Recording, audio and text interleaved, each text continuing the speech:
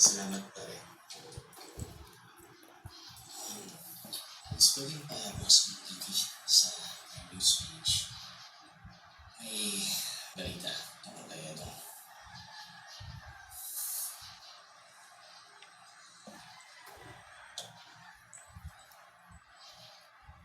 Tawas na inmate mula sa Bagong Bayan Prison natagpuan kaninang umaga lang sa Santima. May ulat si Jeff Santos. Video ito ng isang residente ng San Dimas. Tahimik na umaga, nang bigla. Sunod-sunod na pagsabog ang bumulata. Ano yung sa tahimik na bayan ito?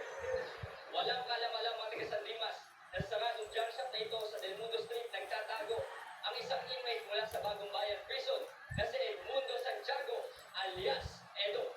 Pasado alas 10 ng umaga kanina habang naglilibot ay namadaan ng Elea San Dimas si Santiago sa loob ng junk shop na ito. Di na sila nagkatubili pa at sinalakay agad ito para hulihin. Sa evaluasyon ng Elea, napagandaan daw ni Santiago ang posibilidad ng pagsalakay sa kanya. Dahil lang ito sa mga pinasabog niyang improvised explosive devices na naging paraan para makatakas siya. Gayun pa man, itinuturing ng Elea na collateral success ang operasyon dahil nagbunga ito ng mga bago at mahalagang lead basta manhunt operation. Bukod sa walang casualty o nasugatan sa kampo ng Elea, napamil daw nila si Santiago. Naniniwala silang hindi ito makakalayo.